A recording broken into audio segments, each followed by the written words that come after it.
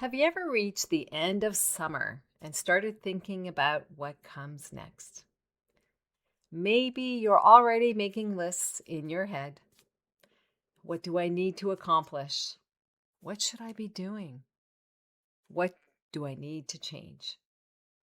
But what if you asked yourself a different question this year? And the question is, how do I want this next season of my life to feel? Maybe you don't need to reinvent yourself. Maybe you simply want your life to feel more like you. In this week's episode of Choose Happy with Marie, we're talking about what happens when you stop looking outside yourself for the answers and start listening to your own inner voice. Because the way you want your life to feel can tell you a lot about what matters to you. Come on in. It's time to choose happy. Wherever you are, whatever kind of day you're having, this is your reminder. You have a choice. If you're ready to break free from self-doubt and negative thinking, you're in the right place. Hi, I'm Marie, and this is the Choose Happy with Marie podcast. Welcome. Hello, how are you? I hope you're doing well. Have you ever reached the end of summer and felt that familiar shift? The days are getting a little shorter, the pace is starting to change, and somehow you can feel that another season is beginning. For me, there's something about this time of year that naturally makes me pause and look ahead. And maybe you're feeling that too. Maybe you're thinking about what's coming next, what you need to accomplish, maybe what you want to organize in your home, maybe what you need to get back to. But today, I want to invite you to ask yourself a different question. And that question is, how do I want this next season of my life to feel? Not what do I need to accomplish, not what should I be doing, or not what does everyone else need from me, but rather, how do I want to experience my life? Because I think we spend so much time planning what we're going to do that we forget to think about how we actually want to feel while we're living our life. And sometimes the answer to that question, it can tell us more about what we need than another to-do list ever could. Most of us have become very good at planning our lives. We make the lists, we meet the deadlines, or at least most of them. We take care of people, our family, our friends, our colleagues. We show up, we get things done. And there's nothing wrong with being responsible. It's actually a really great quality to have. But somewhere along the way, we can become so focused on everything that we're supposed to be doing that we stop paying attention to what our own lives feel like. And I think this becomes especially noticeable in midlife. You and I, we've spent years building a life. We've been raising our children. We've built a career. We've taken care of our family. We've been the dependable one. You've done so many of the things that you were supposed to do, or that society said you were supposed to do. And then sometimes quietly, you may be beginning to wonder, what do I want now? Not because there's necessarily anything wrong with your life, but because you're changing. Your priorities are changing. Your responsibilities may be changing as your children are grown up. And the woman you are today may want something different from the woman you were 10 or 20 years ago. Maybe you don't want a completely different life. Maybe you just want your existing life to feel more like yours. Maybe you might want more peace, more freedom, or connection with others. Maybe it's more creativity or more time to yourself, or maybe more adventure, or simply more space to breathe. And that's why I love this question. And I'm asking this question to myself as well in my own life. And that question is, how do I want this next season of my life to feel? Because by asking this question, it moves us away from the pressure to figure everything out, and it brings us back to ourselves. When I ask how you want your life to feel, I'm not suggesting that you should make every decision based on your emotions in the moment. That's not what I'm talking about. I'm talking about something actually deeper. It's the experience you want to create in your life. That experience can give you clues about what matters to you. Let's give a few examples to illustrate what I'm referring to. Let's say you realize you want this next season of your life to feel more peaceful. I know that's something I want. That might mean you finally stop saying yes to every invitation. Maybe you don't need to fill every weekend. Maybe you need to create some boundaries around your time.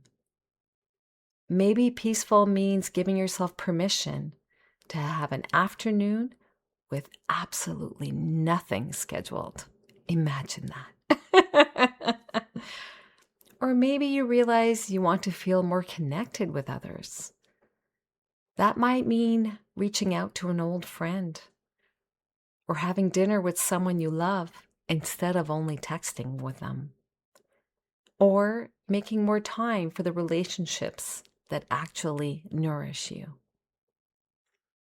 Or maybe you want to feel more creative. That could mean taking a painting class, or writing again, or redecorating a room in your home. Or maybe starting the project you've been thinking about for years. It doesn't have to be something big. It doesn't need to be another business. And it doesn't need to be productive as per what society says is productive.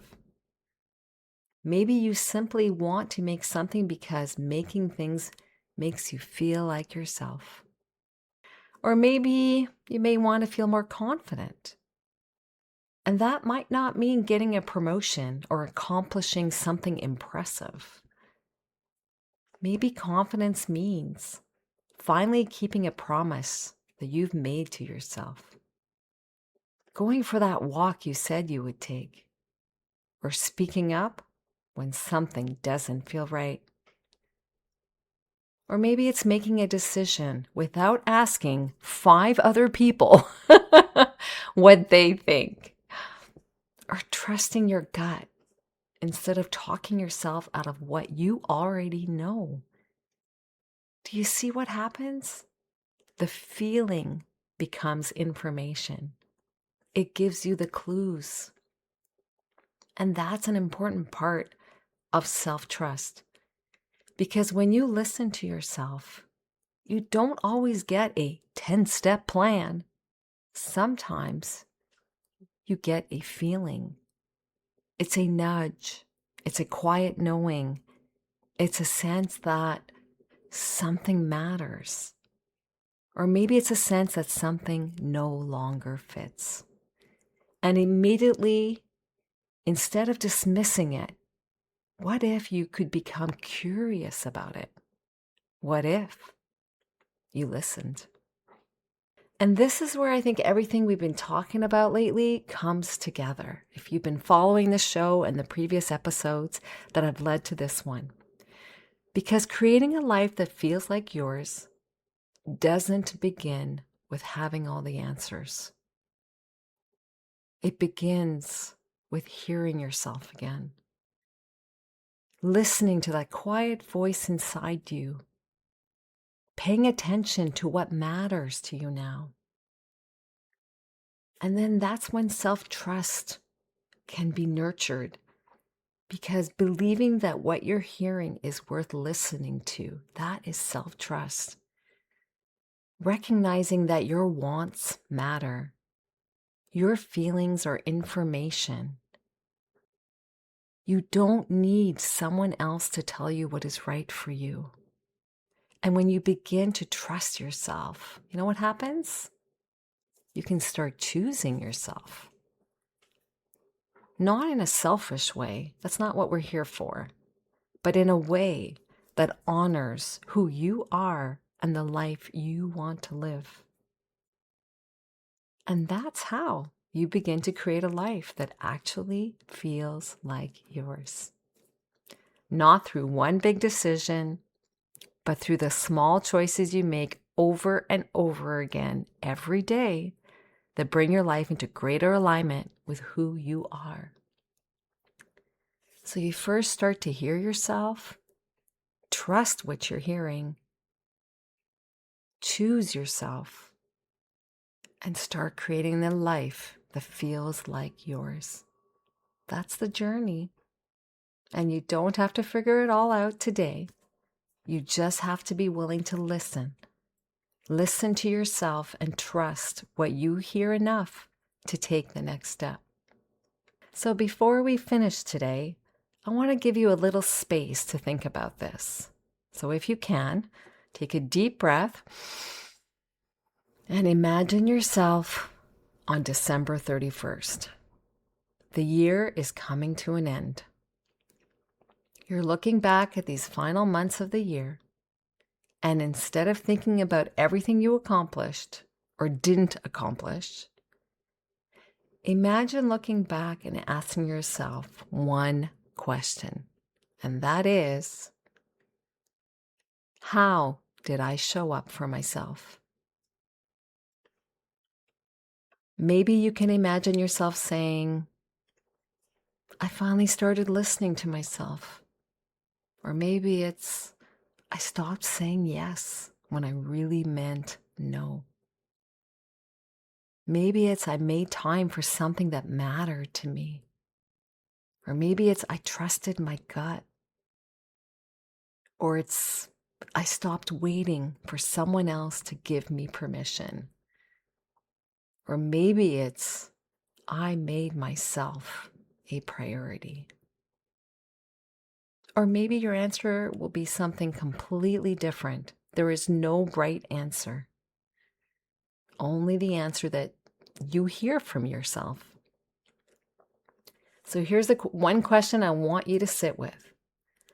How do I want this next season of my life to feel? And then if you want to take it one step further, here's the other question. What is one choice I can make between now and the end of the year that supports that feeling? That's it. You don't need to create a 5-year plan. I mean, those are good, but you don't need to. You don't need to reinvent yourself. You don't need to figure out the rest of your life. It's too big. Sometimes we just need to start with something simple, the next step, the next choice. One honest choice. The choice that says, I'm listening to myself. And I want to leave you with a choose happy affirmation. And that is, I trust myself to create a life that feels aligned, meaningful, and true to me. I'll repeat it. I trust myself to create a life that feels aligned, meaningful, and true to me. Take that with you this week. And remember, your next season doesn't need a perfect plan. It begins with a willingness to listen to yourself. Because when you trust your own voice, you can start creating a life that truly feels like yours. And if you'd like to continue this conversation with me, I'd love to have you to join my email list. Each week I send a little encouragement and practical ideas to help you quiet the noise, trust yourself, and create a life that feels more like yours. You can join me at the link in the show notes. Thank you so much for being here. I hope you have a wonderful rest of the summer, and I'll see you here next week. Until then, remember, you don't have to have it all figured out. You just have to be willing to listen to yourself. Wishing you a wonderful week, choosing happy. Cheers! Thanks for listening to Choose Happy with Marie. If today's episode spoke to you, I would love it if you could share it with a friend or leave a quick review for the show. It helps more women find this kind of support. Remember, you don't have to overhaul your life to start feeling better. You just have to choose happy right where you are, one choose happy choice at a time. I'll see you next time. Take care.